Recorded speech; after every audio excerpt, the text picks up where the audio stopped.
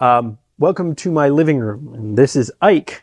This is my furry roommate who doesn't pay rent and somehow gets away with it because he's just that cute. A couple of videos ago, I talked about men being more objective oriented, and this is one way that that plays out in the whole dating thing, and that is men can come off um, intense, like really intense, or kind of some people call it needy. It's not really needy. It's just that we're kind of over focused, and that's because men who are, when we are objective focused, we tend to be about the fix, the solution, succeed, ooh, get her done. Even, no matter who you are, there is a satisfaction in that wanting to get it done. But that doesn't always work.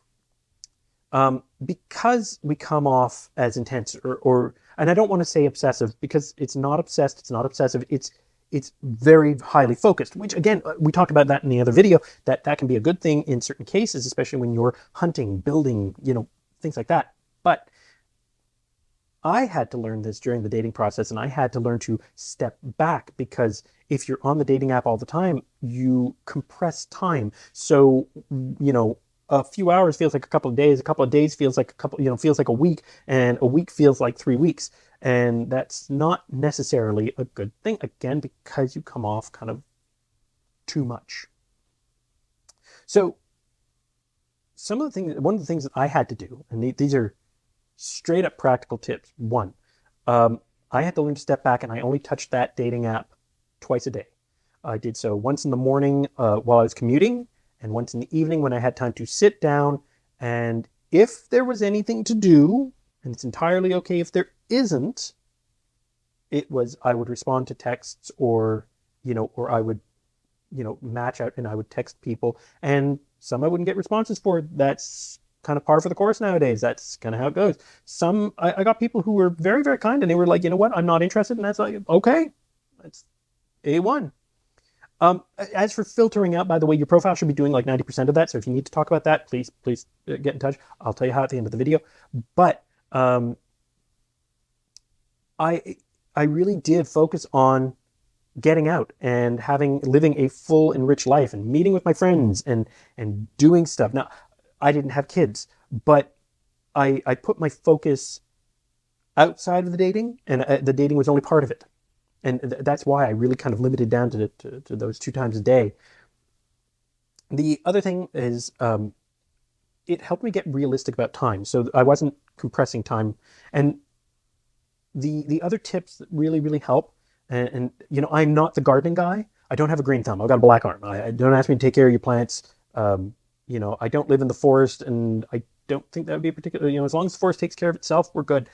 But what I will say is that the one thing I do know is seeds grow in their own time, right? You can add fertilizer, you can water it diligently, you can do all kinds of things, but seeds grow in their own time. And every relationship, or every match that you decide to kind of see where it goes, is a seed you've planted, and it's going to grow in the time that it does. And look, we need complete, full, and rich lives. Women have busy lives. They have stuff they're doing. I guarantee it. So they're not necessarily kind of gunning for success like we are, or gunning for the fix like we are.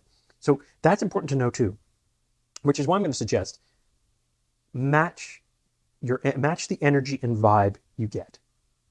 You want to send a message out? Great.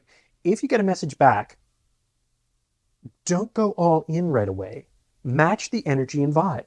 If it's playful, be playful. If it's more serious, be serious. If it's, I'm not interested, you can go, okay, great, good luck with your search.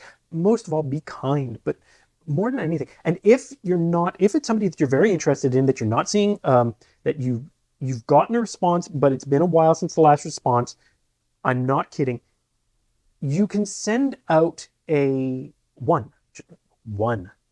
I can't emphasize this enough. One message just saying, hey, wondered if everything was good, was really enjoying our conversation, want to know kind of where you stood on this, or I was curious about this on your profile, or asking you a question, and then let it sit. Because I had people who would get back to me like they didn't have time to check the dating app, and it would be like 2 weeks later, and I get a response and like, "Sorry, I haven't been on. Life's been busy. Had to deal with." Okay, and those became, I wound up with a couple of good friends like that, and that's okay. They're not on your schedule. Seeds grow on their own time. So match the energy and vibe of messages you get. And the more important thing, and this is going to sound kind of, woo or kind of, but, or very therapy oriented, but take your time, because you build trust by doing that. And you do that, again, with the seed analogy.